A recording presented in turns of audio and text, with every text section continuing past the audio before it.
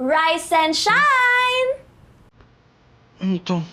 Ano meron? Sir, ginawa kita ng breakfast in bed para kakain ka na lang. Di naman ako nag-request niya na. Oo nga! Eh, hindi naman porket hindi mo inutos, eh hindi ko na pwedeng gawin. Di ba, sir? Nagkusang loob lang po ako. Tsaka, alam ko naman na lagi kang pagod sa work. Kaya ito po. Halika, sir. Dali, kumain ka na.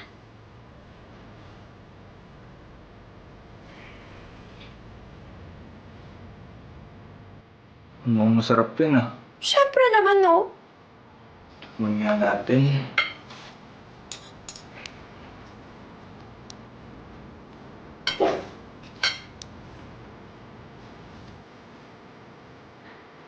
Sarap nga. Siyempre naman, sir, no? Niluto ko yan na may kasamang pagmamahal. Kaya, masarap yan. Mamahal? Ah, sige, sir. Enjoy.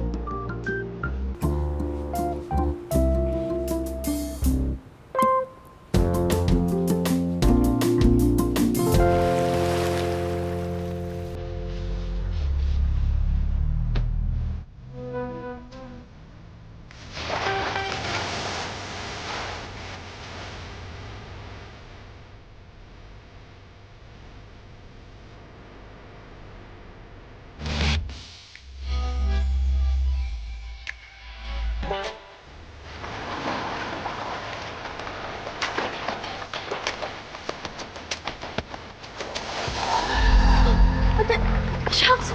Nandun yung soulmate ko! Kailangang mailigtas mo siya bago maubos ang buhangin dito. Dahil kung hindi, habang buhay mo nang hindi makakasama ang soulmate mo.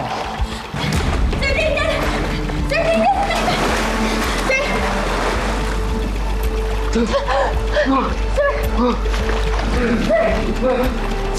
Sir Daniel! Adel! Halika! Sir, okay na po ba kayo? Kuya! Kuya, okay ka lang. Ano nangyari? Naipit yung paa ko sa vacuum. Hindi na siguro natin napansin. Matagal nang sira. Buti na lang. Nandito si Aliyah. Niligtas niya ako. Thank you sa pag-save kay Kuya Aliyah. Walang anuman. Bakit hindi nyo pa bring up yung problem na to ng general meeting? Ngayon, kung kailan malapit na yung deadline, kailangan pa natin i-resolve yan? That's a stupid excuse! Hindi nyo ginagawa na maayos yung trabaho nyo! Pag nalaman pa to ni Dad at nagalit to sa akin, I'll fire all of you!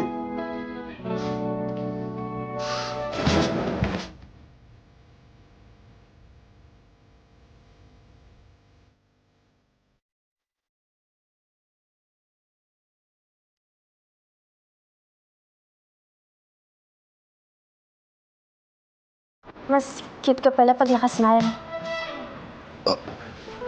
Hindi, no? Linisin mo nga yan. Madulas eh. Opo, sir.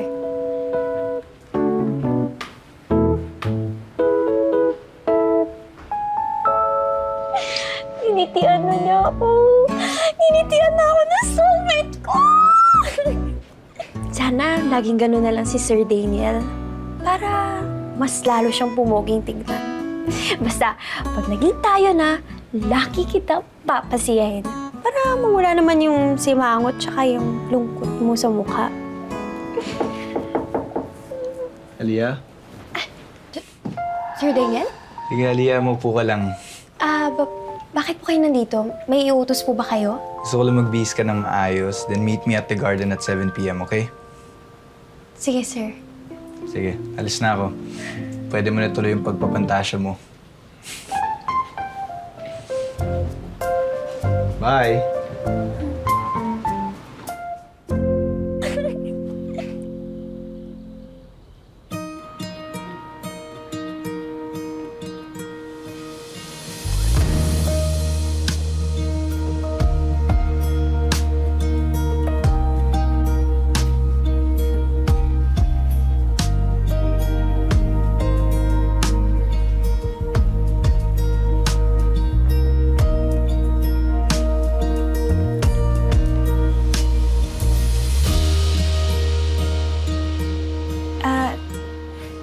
Sir, meron? Mag-dinner lang tayo together. Have a seat. Thank you.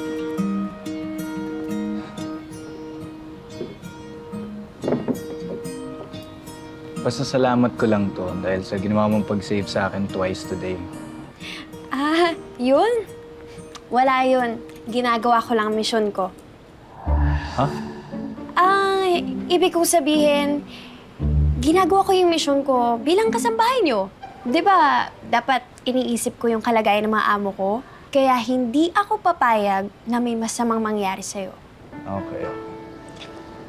Aliyah, pasensya ka na kung minsan masungit ako or nakasimangot. Alam mo kasi, Aliyah, at such a young age, ang laki-laki na agad na nakapatong na responsibilidad sa akin.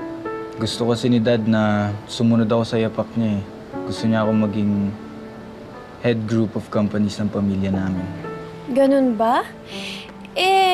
Dapat naghahanap ka ng makakapagpasaya sa'yo. Kasi hindi ko yung maganda sa health yung lagi kang masungit, yung lagi kang nakasimangot, o kahit anumang negativities. Mabilis ka magkakasakit niyan. Alam mo, gusto ko yung pagka-jolly mo eh, no? Parang kahit anong problema kaya mong harapin. Paano ba ginagawa yan? Simple lang. Mahilig ako sa mga plants. Pinapalibutan ko yung sarili ko ng mga plants sa bahay. Kasi magaling sila magpasaya. Alam mo ba na may specific plants sa bawat area ng buhay natin? May plant na pwede mong sabihan ng mga problema mo. May plant na pampatanggal ng stress. May plant na pampaswerte. Mga ganun. Ganun ba? Sige na, kumain na tayo. Nalitik mo, masarap yan.